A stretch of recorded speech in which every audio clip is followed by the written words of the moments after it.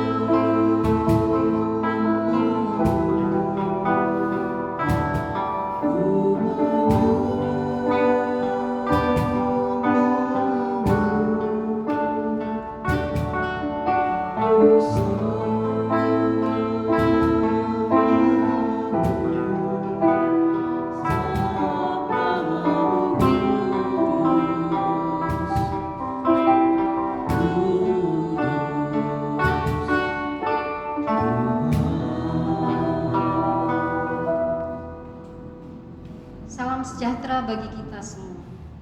Arahkanlah hatimu kepada Tuhan dan beribadahlah kepadanya dengan sikap penyembahan.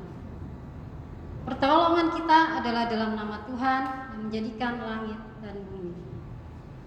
Kasih karunia dan damai sejahtera dari Allah Bapa kita dan dari Tuhan Yesus Kristus menyertai kami. Bapak, Ibu, dan Saudara, saya persilakan untuk duduk. Bapak, Ibu, dan Saudara, puji syukur pada Allah kita bahwa hari ini kita masih diberikan waktu untuk dapat berjumpa dengannya, meskipun melalui ibadah online di rumah masing-masing. Memang ada banyak kendala di saat kita melakukan ibadah daring ini, baik itu dari diri kita sendiri atau dari keadaan yang kita alami. Tapi biarlah itu semua tidak menjadi alasan bagi kita untuk tetap dapat berjumpa dengan Allah kita. Tetap kita memohon pertolongan Tuhan untuk memimpin kita datang di hadapan-Nya dengan mengucapkan syukur dan memohon Ia hadir di setiap hidup kita. Mari bersama-sama kita angkat satu pujian, Tuhan Allah hadir. Dengan kerendahan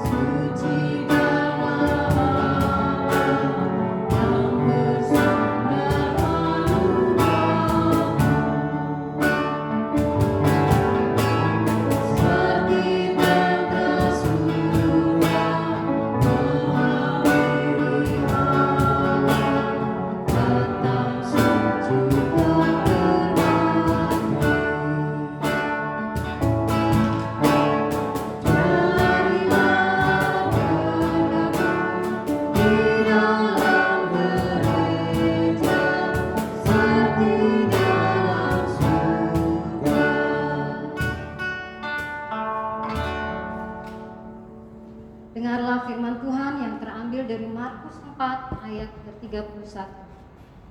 Hal kerajaan itu seumpama biji sesawi yang ditaburkan di tanah.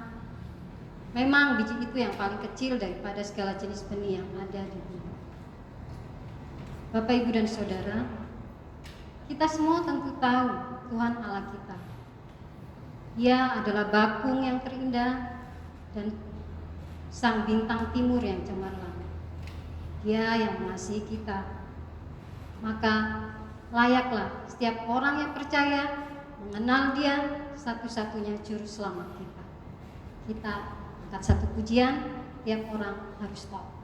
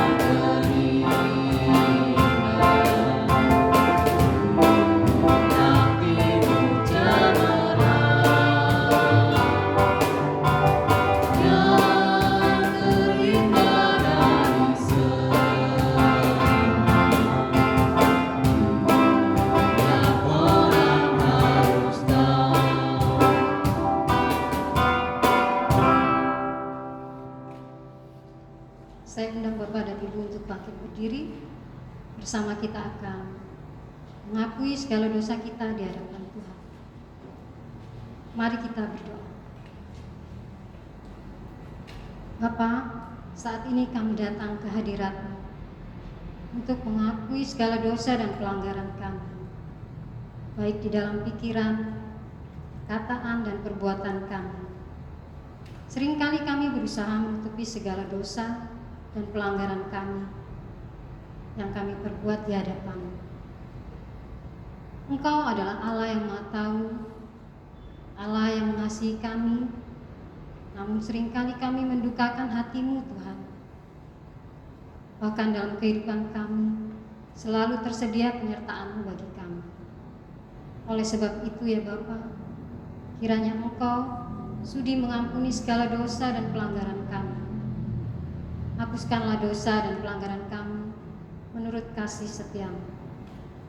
Ubahlah hidup kami menjadi baru dan hidup seturut kehendak-Mu. Inilah doa yang kami panjatkan. Di dalam nama Tuhan Yesus Kristus kami sudah berdoa. Amin. Berdasarkan kasih karunia Allah dalam Tuhan kita Yesus Kristus, saya sampaikan berita pengampunan dosa kepada tiap-tiap orang yang mengakui dengan tulus dan ikhlas sebagaimana janji Allah dalam firman-Nya yang terambil dari Kisah Para Rasul 10 ayat ke-43.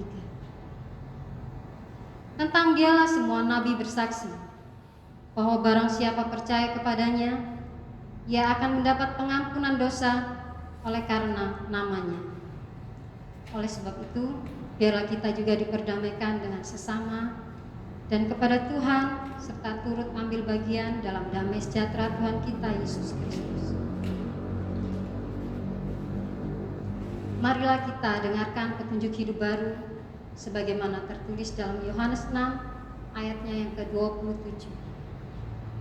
Bekerjalah bukan untuk makanan yang akan dapat binasa, melainkan untuk makanan yang bertahan sampai kepada hidup yang kekal, yang akan diberikan Anak Manusia kepadamu. Sebab dialah yang disahkan oleh Bapa Allah dengan materainya. Kiranya Tuhan menolong kita agar dapat mewujudkan firman-Nya dalam kehidupan sehari-hari serta memuliakan Tuhan. Bapak, Ibu, dan Saudara, saya persilakan untuk duduk. Bapak, Ibu, dan Saudara, mari bersama-sama kita angkat satu pujian bersama. Kita datang ke bait-Nya dengan hati bersyukur. Datanglah ke bait-Nya.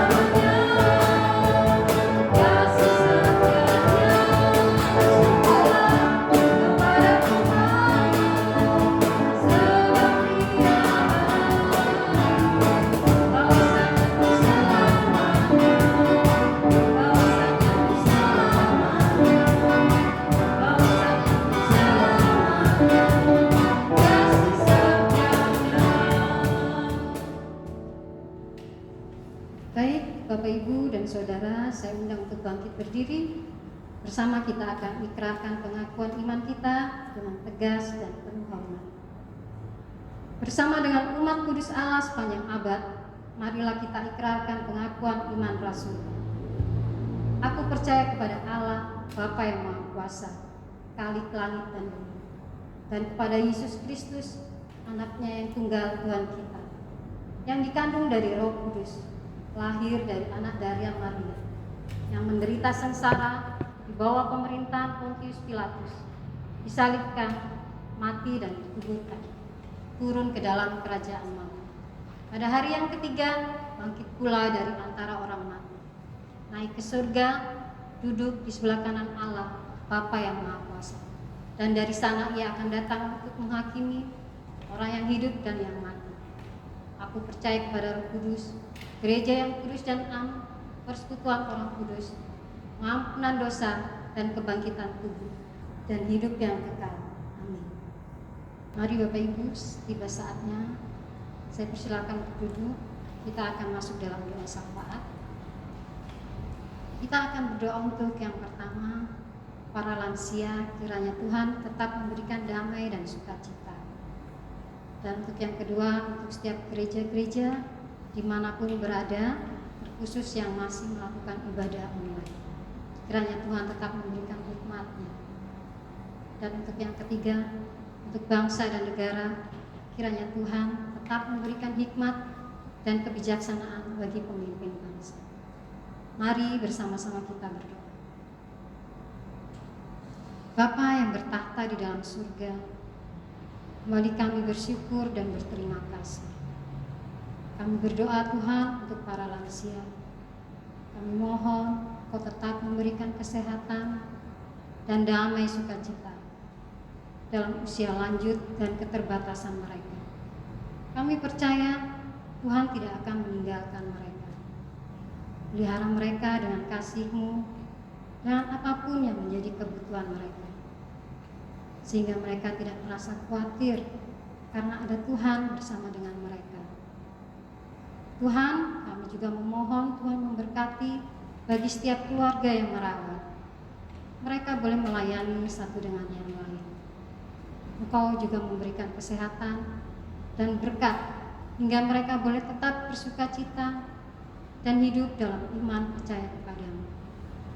Bapa, saat ini kami juga berdoa bagi setiap gereja-Mu dimanapun berada, terkhusus bagi setiap gereja yang masih dengan pelayanannya melalui ibadah daring. Kami mohon Tuhan memberikan hikmat dan kemampuan bagi setiap anak-anak Tuhan yang terlibat dalam pelayanan, sehingga kami dapat melakukan yang terbaik. Tuhan memberkati bagi setiap hamba Tuhan, Lugos, singer, tim musik, bahkan sampai tim yang ada di balik layar. Kiranya Tuhan, kami semua dapat memberikan pelayanan yang terbaik, dan semuanya itu hanya untuk hormat dan kemuliaan nama-Mu. Dan Tuhan, saat ini kami juga membawa doa kami untuk bangsa dan negara kami. Kiranya Tuhan,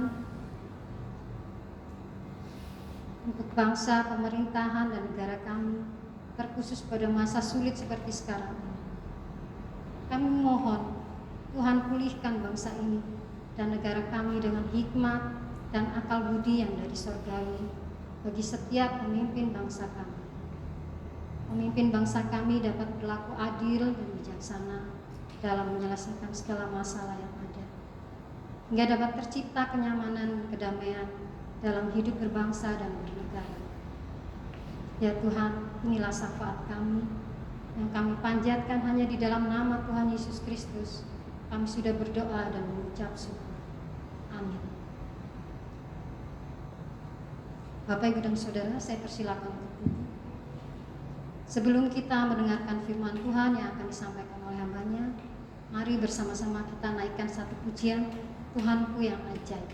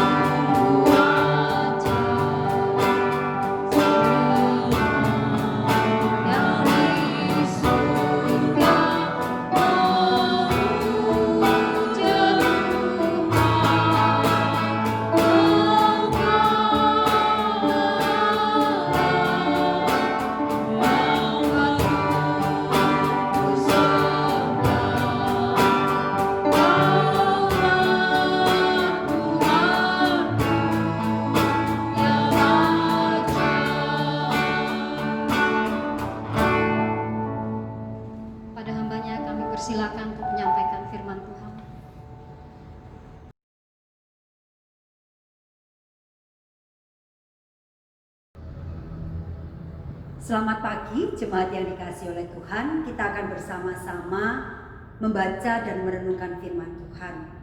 Namun sebelumnya, saya mengajak setiap kita untuk merendahkan hati di hadapan Tuhan. Mari kita bersama-sama berdoa. Tuhan Allah Bapa kami yang di surga, Allah yang penuh dengan kebaikan dan belas kasihan. Kami bersyukur untuk segala kasih dan pemeliharaan-Mu yang begitu luar biasa di dalam kehidupan kami. Sehingga sampai hari ini kami tetap boleh beribadah kepada Tuhan walaupun dalam keadaan yang terbatas. Tetapi kami menyadari ya Tuhan bahwa kasih dan pemeliharaan-Mu tidak pernah dibatasi oleh apapun.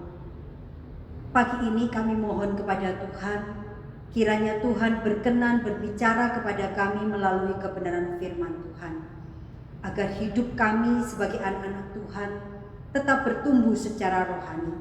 Kami semakin mengasihi Tuhan, kami semakin dekat kepada Tuhan, dan hidup kami semakin memuliakan nama Tuhan. Terima kasih Bapa di surga, hanya di dalam nama Tuhan Yesus kami sudah berdoa. Amin.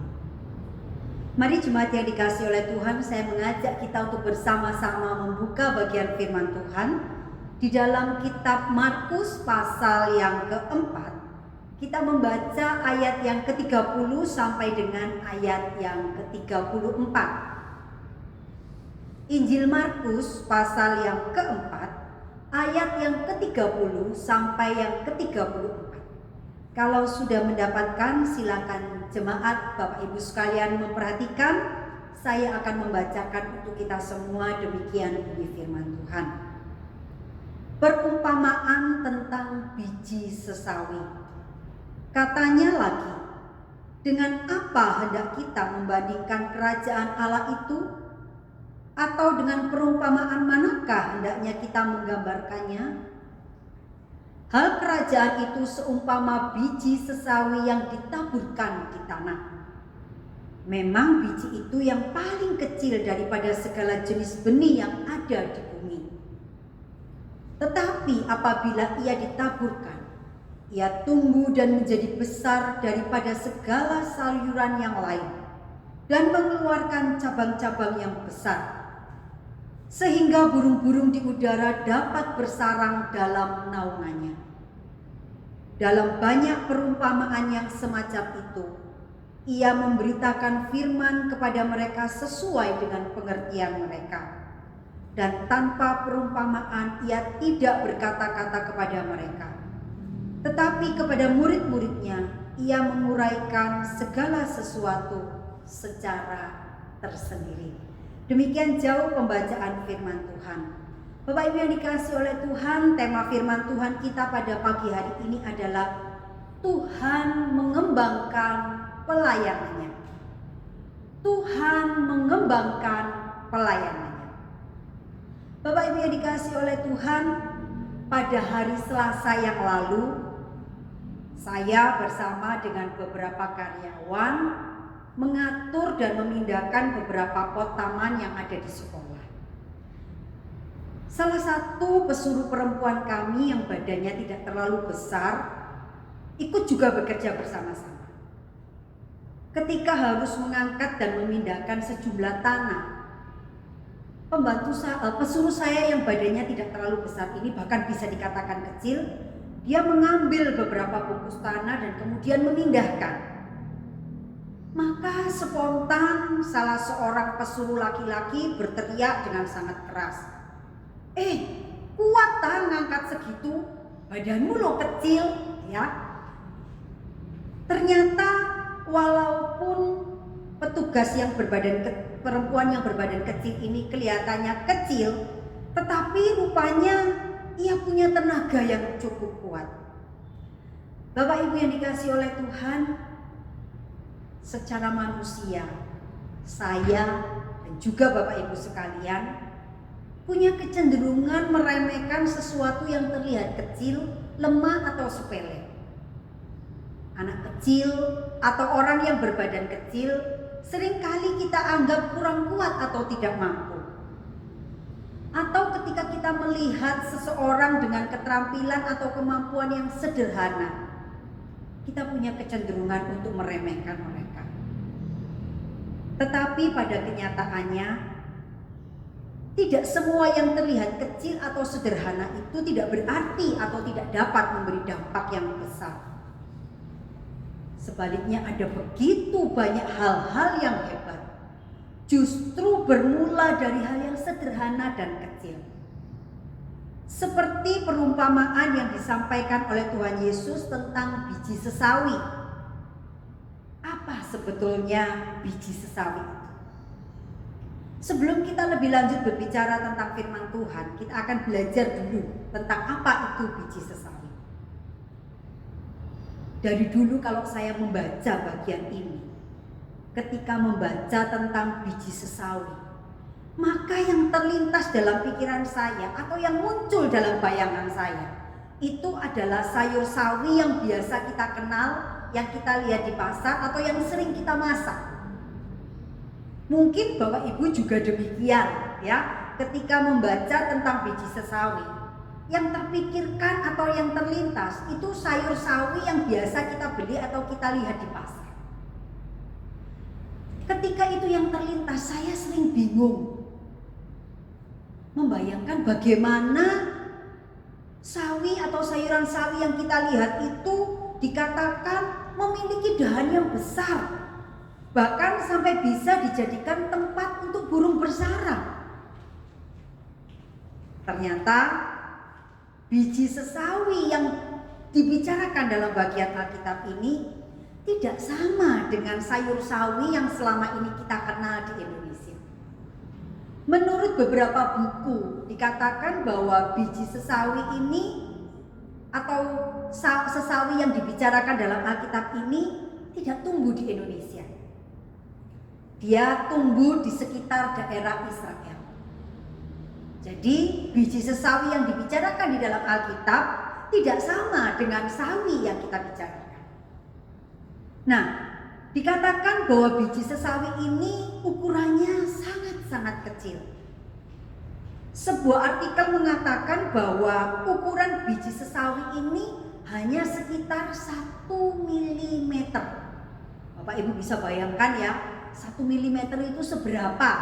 Kalau Bapak Ibu punya penggaris di rumah, itu ada ukuran 1 cm. Di antara garis 0 dan 1 itu ada garis kecil. Nah, garis kecil ini ukurannya 1 mm. Nah, biji sesawi itu kira-kira ukurannya 1 mm. Kecil sekali ya. Kalau jatuh mungkin mau nyari sudah susah. Tetapi Bapak Ibu yang dikasih oleh Tuhan, biji sesawi yang kecil ini ternyata ketika ditanam dan kemudian tumbuh, maka biji sesawi ini akan tumbuh menjadi pohon yang besar. Dan bukan hanya besar, dikatakan biji sesawi ini bisa punya usia yang sangat panjang. Biji sesawi ini bisa berbuah setelah bertahun-tahun lamanya. Tetapi kalau dia sudah berbuah, hasil dan manfaat yang diberikan oleh biji sesawi ini sangat luar biasa. Nah, Bapak Ibu yang dikasih oleh Tuhan, dikatakan bahwa biji sesawi ini termasuk dalam jenis rempah-rempah di beberapa daerah tempat di mana biji sesawi ini tumbuh. Biji sesawi ini digunakan untuk menjadi pasta yang kemudian dijadikan bumbu masak. Bahkan biji sesawi yang kecil-kecil itu kalau dikumpulkan dan kemudian diperas, dia bisa menghasilkan minyak. Biji sesawi ini mengandung berbagai macam vitamin, ya. Ada vitamin A, vitamin B1, vitamin B2, vitamin B3, B6, B9, B12, vitamin C, vitamin E, vitamin K, mengandung protein, energi, karbohidrat, lemak, kalsium, besi, magnesium, dan masih banyak lagi, ya. Ketika membaca penjelasan tentang biji sesawi ini, saya begitu terkagum-kagum dan heran. Bagaimana di dalam biji sesawi yang begitu kecil, yang ukurannya hanya 1 mm itu, bisa terkandung begitu banyak vitamin dan memiliki manfaat yang begitu besar. Dalam pepatah Yudaisme pada abad pertama, bila seseorang itu ingin mengatakan tentang sesuatu yang kecil, maka mereka akan menunjuk kepada biji sesawi. Kalau kita, maafkan ya orang di Indonesia, cilik saopel gitu ya, orang membayangkan oh kalau saopel mesti kecil gitu ya. Tetapi kalau di Yudaisme, di kalangan orang Israel, itu mereka kalau mau ngomong tentang sesuatu yang kecil, itu mereka selalu menunjuk kepada biji sesawi. Nah, Bapak Ibu yang dikasih oleh Tuhan, secara fisik biji sesawi ini memang sangat kecil. Orang mungkin meremehkan, orang mungkin tidak memperhatikan. Namun sesungguhnya biji sesawi ini memiliki potensi dan manfaat yang begitu besar. Nah, Bapak Ibu yang dikasih oleh Tuhan, selanjutnya kita akan berbicara tentang perumpamaan biji sesawi yang dibicarakan oleh Tuhan Yesus dalam bagian ini. Kalau kita baca di dalam Markus, di sana dikatakan bahwa memang biji ini yang paling kecil dari segala jenis benih. Tetapi apabila sudah tumbuh, sesawi itu lebih besar daripada sayuran yang lain. Bahkan menjadi pohon, sehingga burung-burung di udara dapat datang bersarang pada cabangnya. Bapak Ibu yang dikasih oleh Tuhan, kalau dia bisa menjadi tempat untuk bersarang burung, itu pasti pohon itu cukup besar. Nah, Bapak Ibu yang dikasih oleh Tuhan, ketika Markus dalam bagian ini mencatat tentang perumpamaan Yesus, Yesus berbicara tentang biji sesawi yang kecil. Dan pada umumnya, sesuatu yang kecil seringkali diremehkan karena dianggap tidak berarti, seperti cerita di awal yang saya ceritakan. Tetapi melalui perumpamaan ini, Yesus ingin mengajarkan kepada kita bahwa sesuatu yang kecil dapat berpengaruh besar asalkan mau berfungsi sebagaimana mestinya.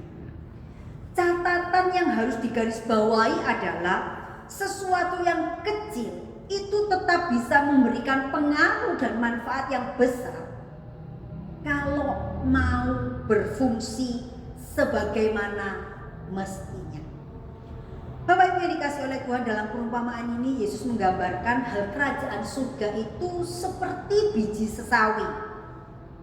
Perumpamaan ini merupakan gambaran kerajaan Allah yang dinyatakan melalui kehadiran dan pelayanan Tuhan Yesus. Pelayanan Tuhan Yesus digambarkan pada awalnya itu seperti biji sesawi. Sesuatu yang terlihat kecil, sesuatu yang diremehkan, sesuatu yang dianggap tidak berarti, tapi sesungguhnya punya pengaruh yang besar dalam kehidupan manusia di seluruh dunia. Semula pelayanan Yesus dianggap sepele. Banyak orang meragukan, para pemimpin Yahudi meragukan. Bagaimana mereka tidak ragu? Yesus hadir di dalam kehidupan orang Israel sebagai seorang yang biasa saja. Dia tidak hadir sebagai raja yang besar, dia tidak hadir sebagai raja yang hebat, tetapi dia hadir hanya sebagai seorang anak tukang kayu dari Nazaret. Yang di dalam pelayanannya dia berkeliling melayani orang-orang bersama sekelompok murid yang terdiri dari orang-orang yang biasa-biasa saja. Bahkan secara ekonomi, murid-murid yang mengikut dia ini bukanlah orang-orang yang terpandang. Kita tahu bahwa sebagian besar murid-murid Tuhan Yesus adalah nelayan. Nelayan dalam catatan Israel itu dikatakan diyakini sebagai orang yang tidak memiliki kemampuan secara ekonomis. Maksudnya apa? Di Israel, orang yang memiliki kondisi ekonomi yang cukup baik itu biasanya mereka punya tanah. Dan kalau mereka punya tanah, mereka punya ladang, mereka akan berusaha atau memenuhi kehidupan mereka dengan mengelola tanah atau ladang yang mereka miliki. Dan kalau orang memilih menjadi nelayan, itu dikarenakan dia tidak punya tanah. Itu dikarenakan dia tidak punya tanah untuk dikelola. Karena itu dia pergi ke laut untuk menjadi nelayan. mencari rezeki atau mencari pemenuhan kebutuhan hidup mereka dari laut. Nah, Bapak Ibu yang dikasih oleh Tuhan, bagaimana Yesus di dalam pelayanannya di dunia tidak diremehkan oleh orang-orang pada masa itu. Dia hanya seorang anak tukang kayu dari Nazaret yang pergi berkeliling melayani bersama dengan 12 muridnya yang sebagian besar nelayan dan orang yang biasa-biasa saja. Nah, Bapak Ibu yang dikasih oleh Tuhan, dunia pada masa itu, orang-orang pada masa itu memandang Yesus dengan sepele. Dia menggambarkan apa yang dia lakukan itu seperti biji sesawi, sesuatu yang kecil, yang diremehkan, yang tidak dianggap. Tapi sesungguhnya melalui pengajaran, melalui mujizat yang Yesus lakukan, melalui pernyataannya tentang kerajaan Allah, Yesus sesungguhnya memberi pengaruh yang begitu besar.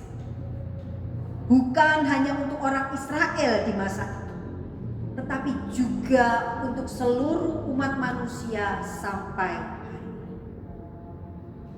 Bapak Ibu yang dikasih oleh Tuhan, Yesus menggambarkan hal kerajaan surga atau keselamatan yang berasal daripada Allah, pemberitaan Injil, pelayanan kepada Kristus dan kerajaannya, itu seumpama biji sesawi, sesuatu yang terlihat kecil, sesuatu yang sering diremehkan, sesuatu yang seringkali dianggap tidak punya arti.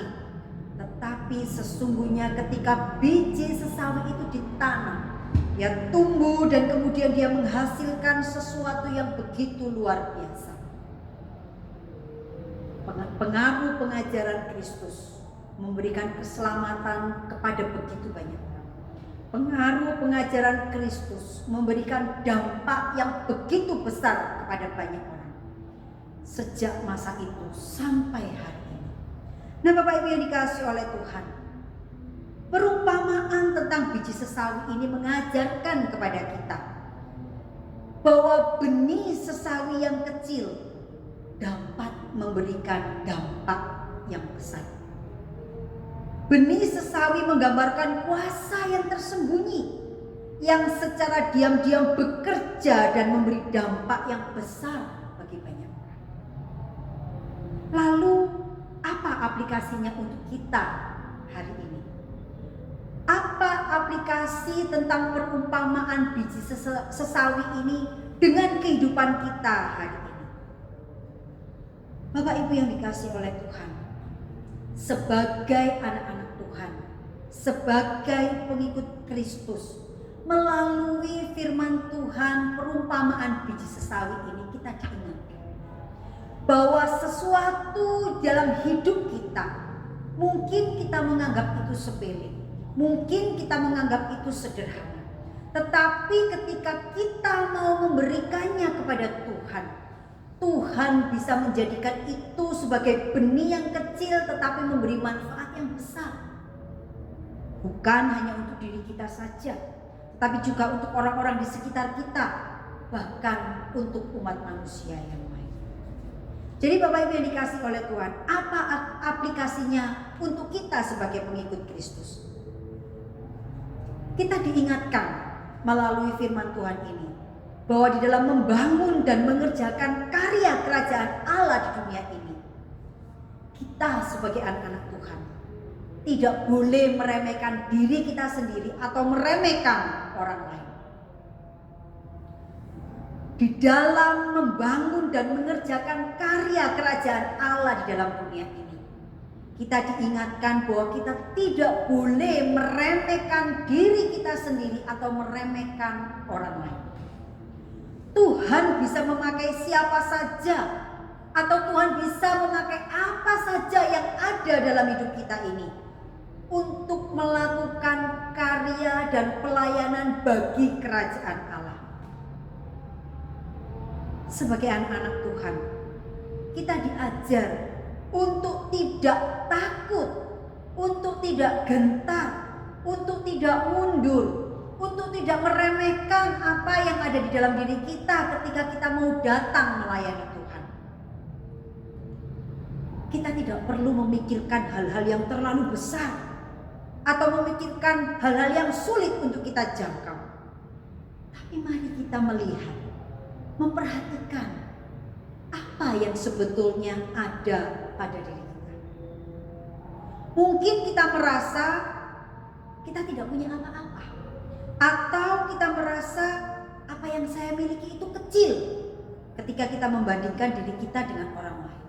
Oh, saya cuma punya ini, dia lo punya itu. Saya lo nggak bisa nyanyi, dia lo suaranya merdu. Saya lo nggak bisa baca not, dia lo pinter kalau nyanyi. Saya nggak pinter ngomong, dia pinter ngomong. Saya nggak berani. Bapak Ibu yang dikasih oleh Tuhan, kita seringkali merasa kecil ketika kita membandingkan diri kita dengan orang lain. Kita mungkin merasa saya tidak memiliki kekayaan, saya juga tidak memiliki kepandaian, saya tidak memiliki cukup keterampilan dan kemampuan diri untuk bisa melayani Tuhan. Tidak seperti teman saya yang itu, tidak seperti jemaat itu. Saya lo masih remaja, saya lo masih kecil, saya lo nggak bisa apa-apa. Nah, Ibu yang dikasih oleh Tuhan, remaja-remaja yang dikasih oleh Tuhan, ketika kita ini merasa lemah dan tidak berdaya, sebetulnya melalui firman Tuhan hari ini kita diingatkan bahwa tidak ada seseorang pun yang tidak berharga, tidak ada sesuatu pun yang terlalu kecil yang tidak bisa berguna di tangan Tuhan. Kita mempercayai bahwa Allah itu memberikan potensi kepada setiap manusia, sehingga setiap manusia bisa menjadikan dirinya itu bermanfaat untuk pelayanan pekerjaan kerajaan Allah di dalam dunia. Seperti perumpamaan yang ada di dalam firman Tuhan tentang talenta. Di sana dikatakan dengan jelas bahwa pada tiap orang Allah itu mempercayakan talenta yang berbeda. Pada tiap orang Allah mempercayakan jumlah talenta yang berbeda. Tetapi kepada yang banyak dituntut banyak, kepada yang sedikit dituntut sesuai dengan apa yang dia miliki. Dan sesungguhnya tidak ada seorang pun di antara kita yang bisa mengatakan, saya tidak punya apa-apa, saya tidak bisa melakukan apa-apa. Karena sesungguhnya pada diri kita Allah memberi potensi. Apa itu? Saya mungkin tidak tahu. Tetapi Bapak Ibu, jemaat sekalian, remaja sekalian tahu apa potensiku. Mungkin potensi-potensi yang sederhana, tetapi percayalah, sesederhana apapun potensi itu adalah potensi yang diberikan Allah untuk kita agar kita memperlengkapi tubuh Kristus, agar kita melakukan sesuatu untuk membangun kerajaan Allah di dalam dunia. Kalau kamu tidak ada, kalau Bapak Ibu tidak ada, kalau anak-anak remaja tidak ada, bangunan ini menjadi tidak sempurna. Karena itu tidak ada seorang pun di antara kita yang boleh mengatakan, saya tidak bisa melakukan apa-apa, saya tidak diperlukan di dalam gereja. Tidak. Setiap kita punya pengaruh penting di dalam gereja. Setiap kita punya potensi yang diperlukan di dalam gereja. Setiap kita dibutuhkan untuk membangun kerajaan Allah di dunia ini. Bapak Ibu yang dikasihi oleh Tuhan, tidak ada sesuatu yang terlalu kecil yang ada pada diri kita yang tidak bisa kita gunakan untuk melayani Tuhan. Karena sesungguhnya ketika Tuhan meminta kita untuk melayani Dia, ketika Tuhan mengajak kita mengambil bagian di dalam kerajaan Allah, Dia tidak pernah menuntut kita melakukan sesuatu yang kita tidak bisa. Dia tidak pernah menuntut kita memberikan sesuatu yang tidak ada pada kita. Allah menggunakan banyak tokoh-tokoh di dalam Alkitab, meminta mereka melakukan pekerjaan Allah, bukan dengan sesuatu yang tidak ada pada mereka, tetapi sesuatu yang ada pada mereka yang mungkin terlihat sederhana, yang mungkin dilihat tidak ada artinya. Tetapi ketika mereka mau bekerja untuk pelayanan Tuhan dengan apa yang ada pada mereka, sesuatu yang terlihat tidak berarti ternyata menjadi begitu luar biasa. Salah satunya Musa. Ketika Allah memanggil memanggil Musa untuk membawa orang Israel keluar dari tanah Mesir. Musa berkata kepada Allah, "Saya ini seorang yang tidak pandai bicara." Lalu Tuhan mengatakan, "Tak kasih teman, nanti ada Harun yang akan menjadi juru bicara." Tuhan menyediakan orang lain untuk memperlengkapi kita. Lalu Musa masih bertanya, "Aku ini tidak punya apa-apa untuk menghadap Firaun." Lalu Tuhan bertanya, "Apa yang ada di tangan?" Apa yang ada di tangan Musa saat itu? Dia tidak punya uang, dia tidak punya cukup harta yang hebat, hanya sebuah tongkat. Tongkat yang biasanya dia gunakan untuk menggembalakan domba di padang gurun. Bapak Ibu yang dikasih oleh Tuhan, kalau kita pikirkan secara logika, apa yang bisa dilakukan dengan tongkat itu ketika dia menghadap Firaun? Apakah dengan tongkat itu ia akan menakut-nakuti Firaun? Apakah tongkat itu akan membuat Firaun tunduk dan kemudian melepaskan orang Israel dari tanah Mesir? Dalam bayangan kita, apa artinya sebuah tongkat? Tetapi Bapak Ibu yang dikasih oleh Tuhan, kita tahu dengan tongkat itu Musa memimpin bangsa Israel keluar dari tanah Mesir. Dengan tongkat itu ia melakukan begitu banyak mukjizat. Dengan tongkat itu ia memukul laut Taberau sehingga terbelah menjadi dua, orang Israel bisa lewat. Dengan tongkat itu ia memukul batu sehingga dari batu keluar air untuk minum bangsa Israel. Dengan tongkat itu ia membawa orang Israel keluar dari tanah Mesir menuju ke tanah Kanaan. Tuhan tidak memerintahkan kita melakukan sesuatu dengan apa yang tidak ada pada kita. Dia bertanya kepada kita, apa yang ada padamu? Apa yang ada padamu ketika kau serahkan kepada Tuhan dan kau gunakan untuk melayani Tuhan? Tuhan akan membuat sesuatu yang kecil yang tidak berarti itu menjadi sesuatu yang besar dan memberi dampak. Seperti kisah seorang anak yang hanya punya 5 roti dan 2 ikan. Ketika Yesus akan memberi makan 5.000 orang, secara logika kita berpikir, bagaimana anak kecil yang membawa 5 roti dan 2 ikan itu bisa berguna untuk memberi makan 5.000 orang. Tetapi ketika anak kecil ini menyerahkan kepada Yesus bekalnya yang berisi 5 roti dan 2 ikan itu kepada Yesus, maka dengan kuasanya ia bisa melakukan mukjizat untuk memberi makan 5.000 orang. Bapak Ibu yang dikasih oleh Tuhan, apa yang ada pada kita hari ini? Apakah kita punya tongkat seperti Musa? Ataukah kita hanya punya 5 roti dan 2 ikan yang kecil-kecil yang tidak berarti? Tetapi pagi hari ini kita diingatkan bahwa ketika kita itu datang kepada Tuhan, ketika kita itu menyembah, menyerahkannya kepada Tuhan, bahwa ketika kita mempercayakan apa yang kita miliki dengan sungguh-sungguh untuk melayani Tuhan, maka sesuatu yang kecil, sesuatu yang terlihat tidak berarti, sesuatu yang mungkin tidak dihargai oleh dunia ini, bisa Tuhan gunakan untuk melakukan karya dan pekerjaan Tuhan di dalam dunia ini. Kuncinya hanya satu, apakah kita mau berfungsi sebagaimana mestinya? Apa artinya kita punya sesuatu yang hebat? Apa artinya kita punya kemampuan yang luar biasa? Apa artinya kita punya potensi yang besar? Tetapi ketika Tuhan meminta kita menggunakan itu untuk melayani Tuhan, kita tidak mau melakukan apa-apa, maka segala sesuatu yang hebat yang ada pada diri kita itu akan menjadi sesuatu yang tidak berarti. Tapi sesungguhnya ketika sesuatu yang begitu sederhana, sesuatu yang terlihat kecil, sesuatu yang dianggap tidak berarti, tetapi ketika kita mau menyerahkan kepada Tuhan, kita mau menggunakan itu untuk melayani Tuhan, maka Tuhan bisa menggunakan sesuatu yang kecil ini untuk menghasilkan hal yang besar. Seperti perumpamaan biji sesame. Biji yang kecil yang mungkin diremehkan orang, tapi ketika ia tumbuh, ia bisa memberikan manfaat kepada begitu banyak.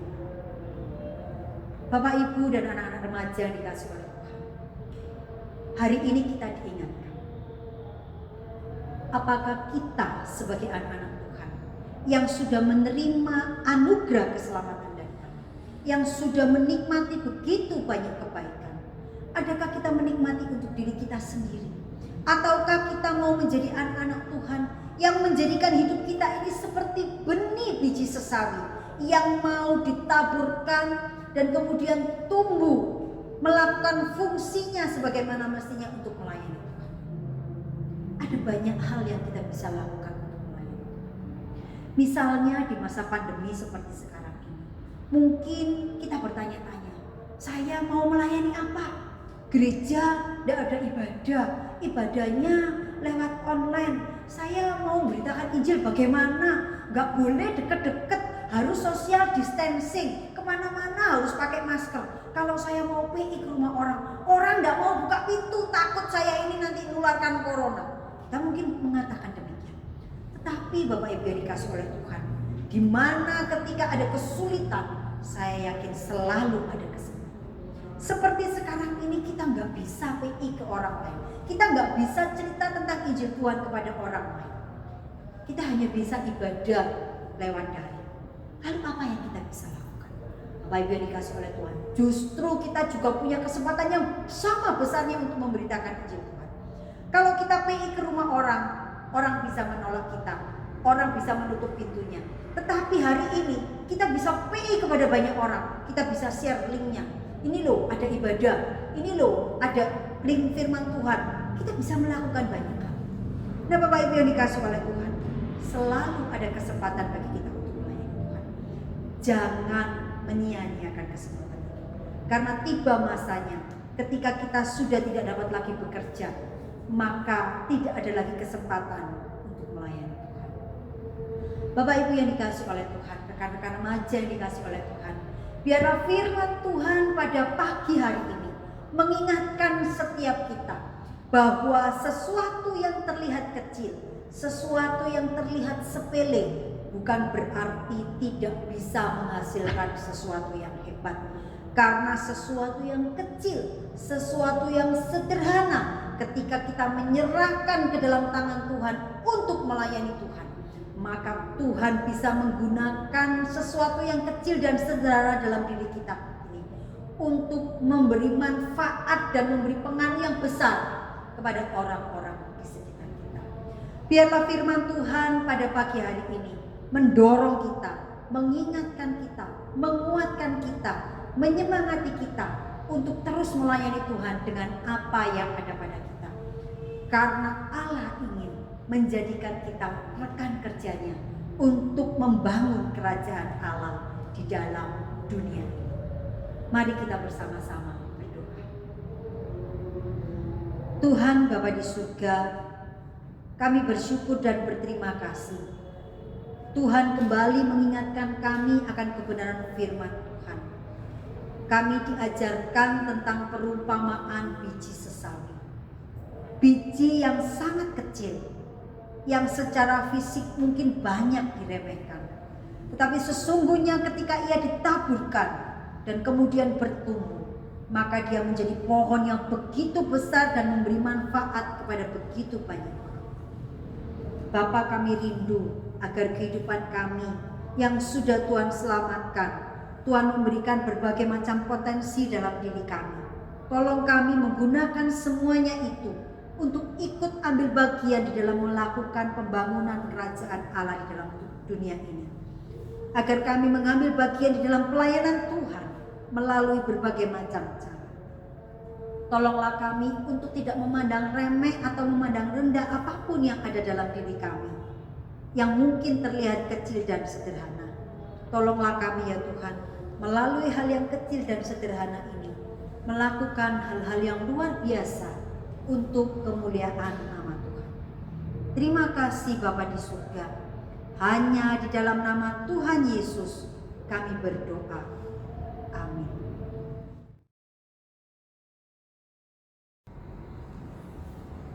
Bapak, Ibu, dan Saudara, saatnya kita memberikan persembahan kita.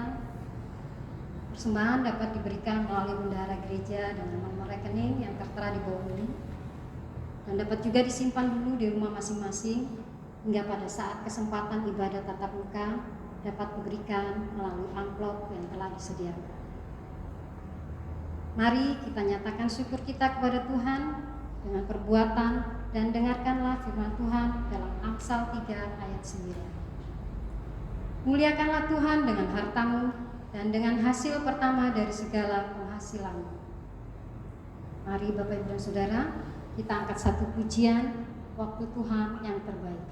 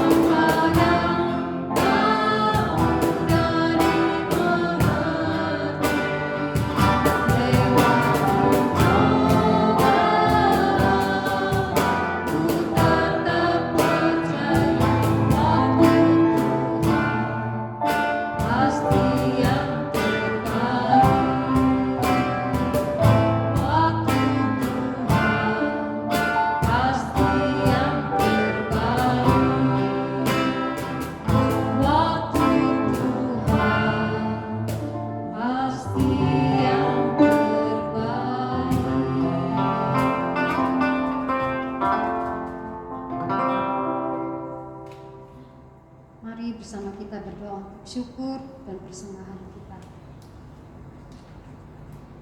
Bapa di dalam surga, sungguh kami mengucap syukur untuk kasih-Mu, anugerah-Mu, penyertaan-Mu, dan pemeliharaanmu yang kami terima sampai saat ini. Tuhan, mampukan kami untuk dapat memberi persembahan ini. Kami mohon Engkau memberkati bagi setiap hati yang dengan tulus sudah memberi, dan bagi setiap pengurus yang ada, hingga dapat mengelola persembahan ini dengan baik, sehingga dapat berguna bagi pekerjaan dan pelayanan di dalam rumah-Mu. Terima kasih Tuhan Yesus, kami sudah berdoa dan mengucap syukur. Amin. Saya undang Bapak, Ibu, dan Saudara untuk bangkit berdiri. Doa berkat akan diberikan oleh hamba-Nya. Mari kita bersyukur karena Tuhan sudah menyertai ibadah ini. Kita pujikan doksologi.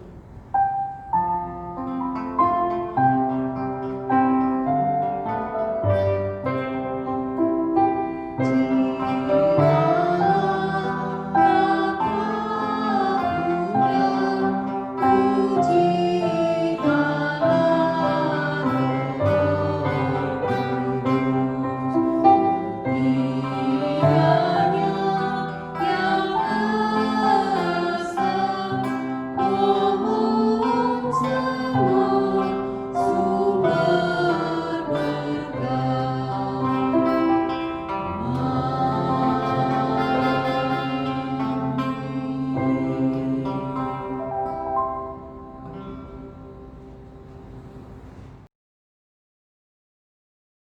Mari jemaat yang dikasihi oleh Tuhan, kita mengarahkan hati dan pikiran kita untuk bersama-sama menerima berkat Tuhan. Kiranya kasih karunia dan damai sejahtera dari Allah Bapa, Allah Putra dan Allah Roh Kudus akan menjaga dan memelihara kehidupan kita mulai hari ini sampai kedatangan Kristus yang kedua kalinya. Amin.